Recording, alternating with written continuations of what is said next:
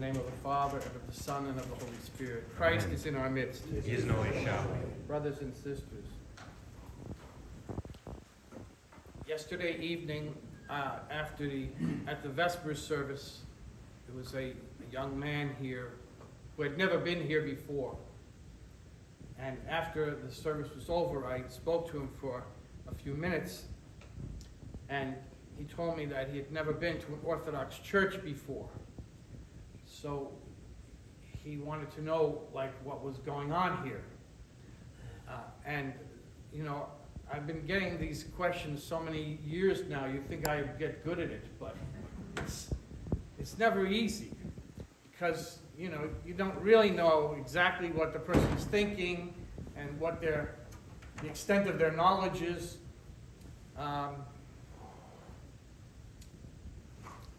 And it's a big question. It's a big topic, what is orthodoxy? How does it compare to other religions? What is so special about it? And I think, if I had to boil it down to a very simple answer, I think the answer would be something like, this place, this church, and this community is the point of meeting between God and man. It's happening here. And it's the point of meeting between heaven and earth, right here. It's a connection point where eternal and temporal are meeting and touching each other. We are touching eternity when we gather here. Very kind of amazing and a little scary to think of it, that we could step out of time into a timeless moment. And all the things in this church, when you're here at night on a Saturday night, it's dark, the candles are lit, it's very different, it's very beautiful. It's really kind of intoxicating, when you see it. It's just so unique and so beautiful. And I think that the reason why it is because it's trying to show you something that is beyond sight and hearing and smell and taste and touch. It uses all of those things to convey this message, but the message it's trying to convey is ultimately beyond all of that. It's beyond words. It's beyond images. It's beyond thoughts. It's beyond every creaturely thing. But we're stuck on the creation side of things. We can only use created things that we know to talk about what is unknowable and unseeable, but not beyond our experience. In fact, it's within our experience to know God, but in a special way. And so the church is that place where God makes himself known, not just in this building, but in our gathering. Our community is the place where that happens. And the way that the church is decorated, all of these cloths here are special because they're trying to teach us it's not just a table. It's not just an ordinary table where you could put a glass of milk on it or something like that. It's an extraordinary table. It's a table that has taken on a role that is very unique, very special. It's a table that we can use for our salvation. And so it has to look different because it's cluing us into the fact that it's not just a normal table for just any purpose whatsoever. It's a special table that has been dedicated to that particular purpose of bringing together, of uniting God and mankind. That's a pretty special table, in my opinion. It's a very, very special thing. And so the whole church takes on this patina. Richard's going to tell me it's a patina, but it's a patina of, grace. Grace is revealed in the decorations and in the whole composite, the whole thing working together. It's not just external things; it's internal things. It's God's presence that speaks to us. And the thing about Orthodoxy, in comparison to other religions, the Orthodoxy is very interested in the connection between the physical and the spiritual, between the material and the immaterial.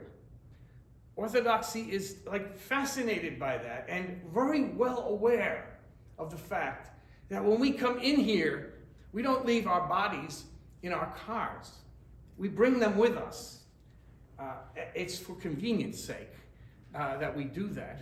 And our bodies are part of the whole process. It's not just a spiritual process.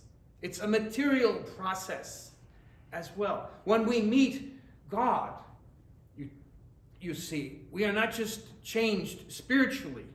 We are changed physically. We are assuming gradually a spiritual body. We are hoping to ultimately receive a spiritual body, a body that is lifted up in a sense from the weightiness of its corpulescence and is dignified by God's grace, so that it is elevated in a sense, that our bodies become vehicles of God's grace. This is like an amazing thing, but that is at the center and at the heart of the Christian faith. And in other traditions, and this is what I was trying to tell our young visitor last night, other traditions have de-emphasized or even denied that God comes into the flesh, or he comes into the material world, that he can actually be tasted and touched and eaten. A lot of traditions look at the Eucharist as they call it a symbol. They're misusing that word, but they call it a symbol, and by that they mean it's just a representation of something, kind of like a ceremony, that reminds us of something that happened, when they signed the Declaration of Independence or something like that. Well, of course, that's not what it is. That's not what we mean by it. When we celebrate the Eucharist, when we stand before God and thank him for everything that he has given us, we are thanking him in such a way that the material things that we are using become the vehicles of his grace, and they are changed. They are not just representations. They are actual points of the nexus, the place where God and man meet. And it is a profundity for us. So a lot of these other traditions have turned to rationalism. They have turned to the idea that they could just think about God, but we can't really touch him. We can't really get close to him. He doesn't get into our skin. But what we're saying is he does. He gets into our flesh. He gets into every aspect of our lives. And that's where our role is important and needs to be remembered and emphasized. A lot of people have the theory that they go to church to be uplifted. They have a rough week, it's tough in the world, and they get worn down, and they look at coming to church as getting recharged, like maybe an electric car. It's plugged in overnight and it gets charged, and in the morning it runs, right? That's how we think of the church, as a recharging station. And there's an aspect of this that's true, but it's sometimes misunderstood because we put too much emphasis on that, and we don't think about the other aspect of it, which is when we come here, we are not just coming here to get recharged. We are coming here to share something. We are coming here to share that work that God is doing in us when we're home, when we're at our jobs, when we're taking care of our families, whatever we are doing. You see, there's no place where God is excluded. There's no place we can go where we can just turn off the God project and the God aspect, the reality of God. He is everywhere. And so we need to be doing that work wherever we are, so that when we come here, we are already recharged in a sense, and that what we are bringing with us, our contribution to the gathering, is our transformation that is in process. It's not complete. We still are sinners. We still make mistakes. But we are bringing the transformation with us and witnessing to it with each other, revealing it to each other, so that each of us can see, maybe not like in a very dramatic way, but each of us can see these little incremental changes that are happening in each other, so that we are gradually revealing God to each other through our lives, through the things that we are doing. So we, in our bodies and in our hearts, our minds, our souls, we are not any different than these walls with the icons on them, because they are there every week, and they are revealing to us what we cannot see with our ordinary eyes. But we are the same thing. We are God's work, and He is gradually pulling us towards Him. And our work is to maintain a hospitable place in ourselves during the week, so that when we come here, we're not coming here empty-handed. Can you imagine if you go to someone's house, they invite you for dinner or for coffee, right? What are you going to do? You bring something with you. You share something with them.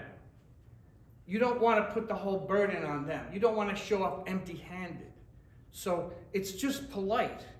And it's very much the same thing, that when we come here, we shouldn't come here empty-handed. We shouldn't come fully discharged and spent and waiting for a recharge exclusively.